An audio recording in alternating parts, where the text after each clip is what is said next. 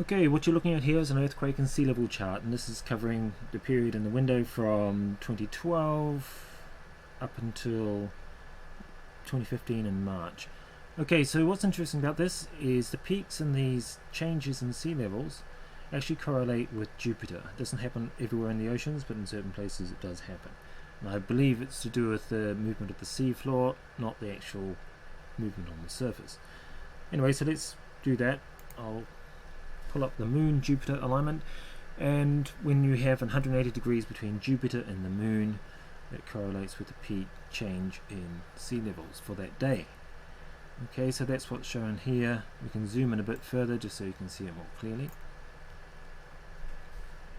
So as you can see here, from 2011 in November up until 2012 in November, it's about a year, Jupiter and the Moon alignment correlates very, very well with this change in sea levels.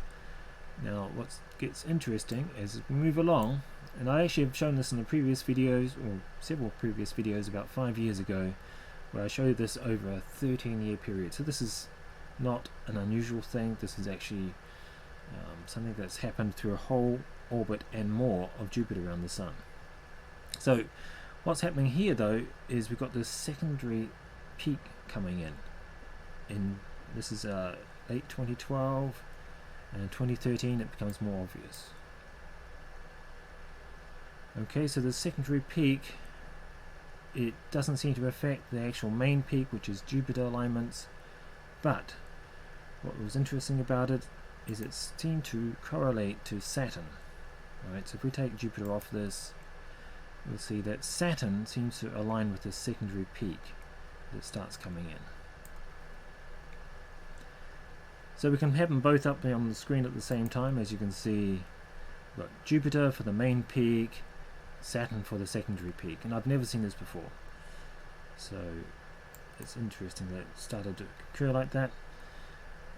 And this is in 2014, early 2014, and what was interesting as we got further into 2014 is the secondary peak was no longer a secondary peak, it's the main peak. So as we can see here, the correlation with Saturn and the Moon, okay, not every case, but it started to become the main one, and the Jupiter correlation or Jupiter alignments started becoming the secondary peak. So Saturn and Moon alignments were starting to take over.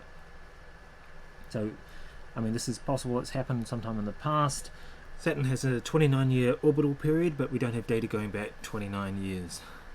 Okay, so Saturn, as it's coming around towards Libra, it's starting to dominate with this anomaly with the sea levels, or the measured sea level in certain places in the oceans.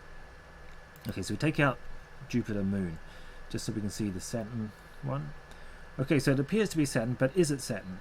Or is it something else? And this is what I'm been wondering for a while now. Is it Saturn or is it something else? And as you can see, we get into 2015, these peaks start to dominate significantly, and the Jupiter peaks start to drop off. So we go into 2016, and definitely we've got major peaks happening on the Moon-Saturn alignment. The Jupiter one's still there, but it's definitely a weaker one by comparison. So let's pull over a bit further. As you see, okay, what starts becoming interesting is sometimes a peak occurs a little bit after, in this case a day after the exact alignment, and at other times it's a day or so before. So let's zoom in so you can see that more clearly. So as you can see here, the sea level change peak, if you like, occurred, I think it's in that case one day late. In this case it looks like it's 2 days late, a day late, and then it flipped over to being a day early, right?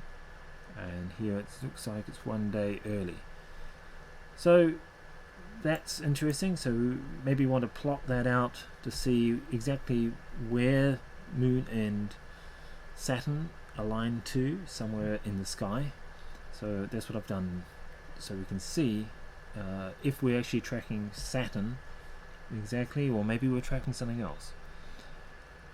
Alright, so as you can see here on April 12, peak occurs a day late. Okay, what else is happening? We're finding that the peaks are actually getting stronger. Right, so not only are they starting to tend to be late, they're also tending to be stronger. So we go on to 2016. As you can see, towards the end of 2016, the peaks are very strong. Jupiter's not there at all. And we get on to the last one. This is actually on January 12, and it's actually 2 days late. That peak on January 12. So let's have a look to see where this plots out in the sky.